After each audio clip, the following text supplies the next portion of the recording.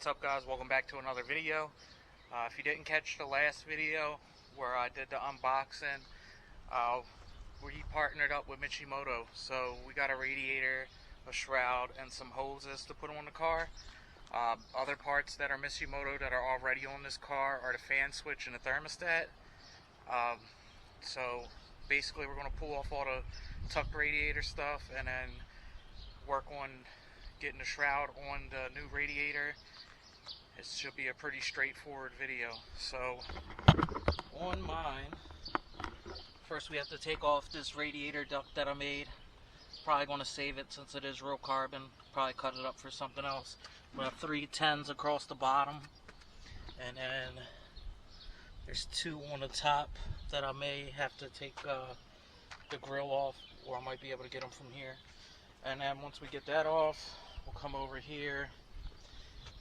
I have this thermostat neck that comes off the top of the head. I had someone weld this radiator cap on here, but we need to replace all this with the OEM stuff. So that's just 2 10s here and here. We're going to pull that off, undo the hoses, and then pull all this stuff out.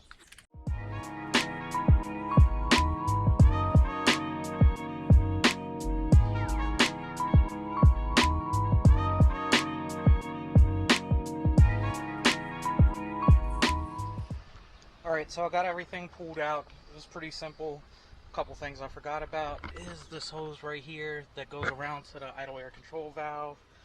I thought that the hose clamps were 10 millimeters. They're not, so I had to go grab a screwdriver.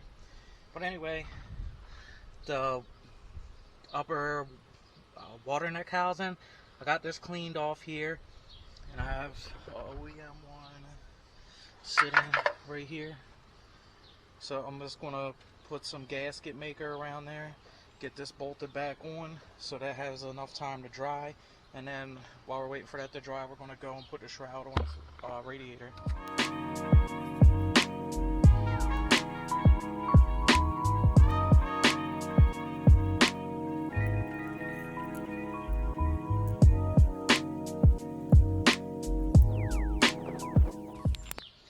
Alright, so the radiator fan came with this foam padding, so we're going to work around putting it all the way around the perimeter. Hopefully it's enough, but I guess we'll find out.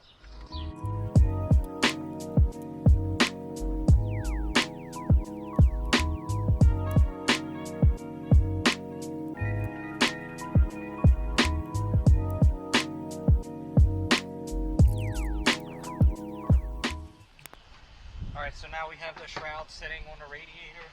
Everything lines up perfectly as it should, since it's the same manufacturer. So they did provide hardware, lock washers and washer. They provided 6 of each. So we're just going to start getting these started by hand.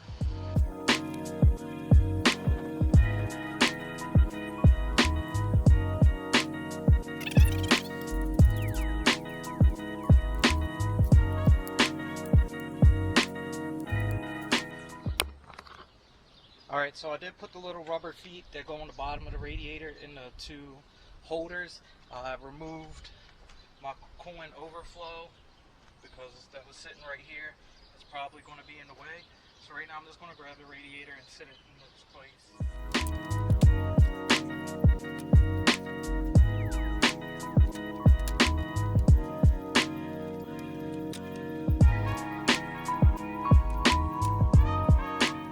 Radiator is in.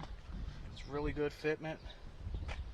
One thing I don't know is where the radiator brackets are, because it's been so long since I had a factory style radiator in here.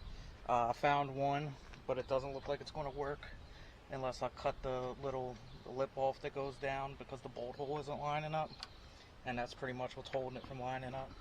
I have a few millimeters of clearance between the exhaust manifold and the header, so I may make my own brackets just to pull it really tight. But for right now, I'm probably just going to use some zip ties until I make these, because I don't want the fan to start melting on the exhaust manifold. And then I guess my catch can, or the overflow, could stay where it was, because I do have clearance on that side. So right now I'm going to go grab the hoses and start lining all those up. Alright, so I got the top hose on. I noticed that there was a kink, so I checked the feet on the bottom, and they weren't fitting in the little holder where the rubber grommets are correctly. So everything's sitting properly now. And I don't know if you can see that really well, but one of the screws on the fan is touching the exhaust manifold, and the two wires that come off are extremely close to the header. So I talked to a couple people to see what they suggested. One person just said, just go for it and run it. If it melts it, whatever. But I don't want to have to worry about blown fuses because those two wires melt and ground out. So what I'm going to do is I'm going to pull off this top hose, take the whole radiator out, and I think I'm just going to run one fan for the time being. That way I don't have to run a relay or anything for the second fan. Makes it a little bit easier. And if worse comes to worse, we'll figure something out with this. Alright, so I pulled the fan off, so there's plenty of clearance now. Plugged it into the factory plug right over here behind the horn. Come up, I got the upper and lower hose on, and I got the hose that goes to the idle air control valve on. So right now I'm about to start filling up the radiator. I'm going to be using some Prestone blue for Hondas, but also I'm going to throw in this water wetter too. Why not? Should help, even though I don't think I'll have any cooling problems with this.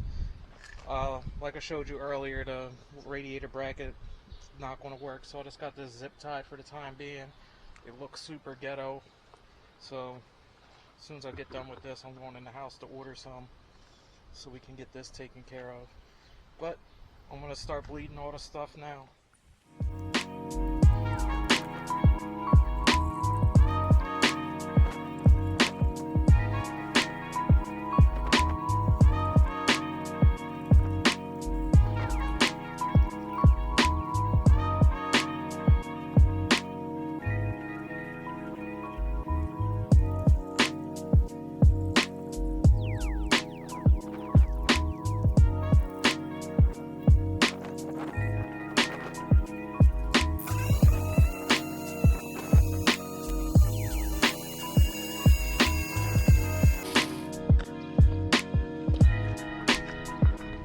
Alright, so the battery died while I was bleeding the coolant, but everything's bled.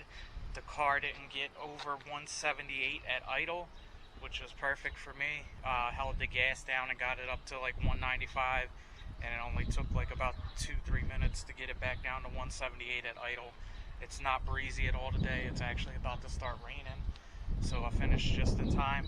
So if you guys have any questions about this install, feel free to shoot me a message. If you need any part numbers or anything, just leave them down below. I'll always get back to you. But until next time, like, comment, subscribe, and I'll catch you guys in the next one.